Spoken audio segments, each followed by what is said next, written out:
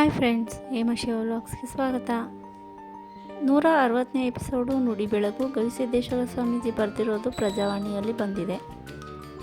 ಸಂತೃಪ್ತಿ ಕಳೆದುಕೊಂಡು ಸಂಗ್ರಹ ಮಾಡಬಾರದು. ಒಬ್ಬ ಮಹಿಳೆ ನಗರದಲ್ಲಿ ಬಸ್ ಹತ್ತಿದಳು. ಕಂಡಕ್ಟರ್ ಬಂದ ತಕ್ಷಣ ಆಹಾ ಆಹಾ ಎಂದು ತಲೆ ಕುಣಿಸಲು ಶುರು ಮಾಡಿದಳು. ಯಾಕೆ, ಏನಾಯ್ತು ಎಂದು ಕೇಳಿದ ಕಂಡಕ್ಟರ್. ಅದಕ್ಕೆ ಅವಳು, ನನ್ನ ಮೈ ಮೇಲೆ ದೇವಿ ಬಂದಾಳ ಎಂದಳು. ಆಗ ಬೆದರಿದ ಕಂಡಕ್ಟರ್ 100 ರೂಪಾಯಿ ಕಾಣಿಕೆ ನೀಡಿದ.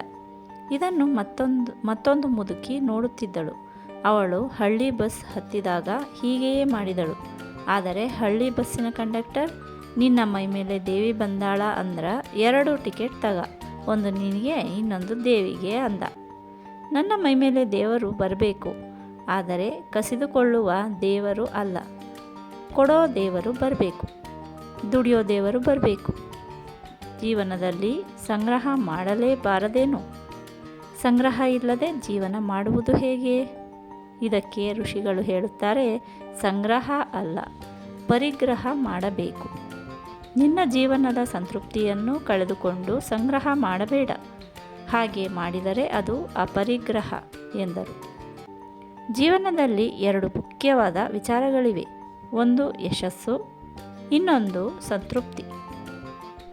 ಯಶಸ್ಸನ್ನು ಇತರರು ಅಳೆಯುತ್ತಾರೆ, ಆದರೆ ಸಂತೃಪ್ತಿಯನ್ನು ನಮ್ಮ ಹೃದಯವೇ ಅಳೆಯುತ್ತದೆ.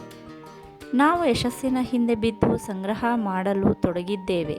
ಬರೀ ದುಡ್ಡು ಸಂಪಾದನೆ ಮಾಡಿದರೆ ಯಶಸ್ಸು ಅಲ್ಲ. ಯಶಸ್ಸು ಜನರಿಗೆ ಗೊತ್ತಾಗಬಹುದು, ಆದರೆ ಸಂತೃಪ್ತಿ ನಮ್ಮ ಹೃದಯಕ್ಕೆ ಗೊತ್ತಾಗುತ್ತದೆ. ಅದಕ್ಕೆ ಜೀವನದಲ್ಲಿ ಸಂತೃಪ್ತಿ ಬಹಳ ಮುಖ್ಯ. ಸಂತೃಪ್ತಿ ಕಳೆದುಕೊಂಡು ಸಂಗ್ರಹ ಮಾಡಿದರೆ ಅದು ದುಃಖಕ್ಕೆ ಕಾರಣವಾಗುತ್ತದೆ. ಒಂದು ಪಕ್ಷಿ ಗೂಡು ಕಟ್ಟುತ್ತದೆ.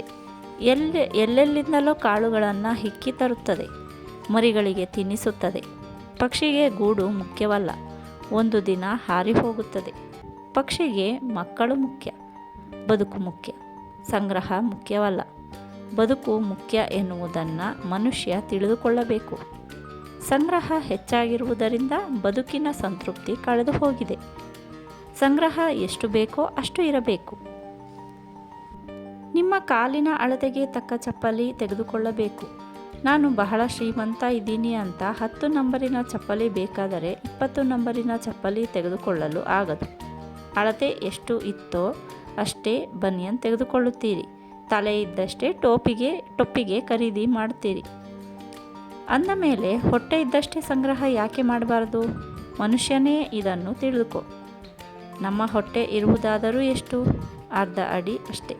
ಆದರೆ ಭಾರೀ ಹೊಟ್ಟೆ ಇರುವ ಆನೆ ಕೂಡ ತನ್ನ ಮರಿಗಾಗಿ ಒಂದಿಷ್ಟೂ ಸಂಗ್ರಹ ಮಾಡಿಲ್ಲ.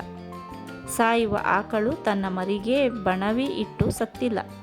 ಆದರೆ ಅದು ನಿಸರ್ಗದ ಮೇಲೆ ಭರವಸೆ ಇಟ್ಟು ಹೋಗ್ತೈತಿ. ನಿಸರ್ಗ ಬದುಕಿಸುತ್ತದೆ ಎನ್ನುವುದು ಗೊತ್ತು ಅದಕ್ಕೆ. ನಾವು ನಿಸರ್ಗದ ಮೇಲೆ ಭರವಸೆ ಇಟ್ಟು ಬದುಕಬೇಕು. ಸಂತೃಪ್ತಿ ಕಳೆದುಕೊಂಡು ಸಂಗ್ರಹ ಮಾಡಬಾರದು.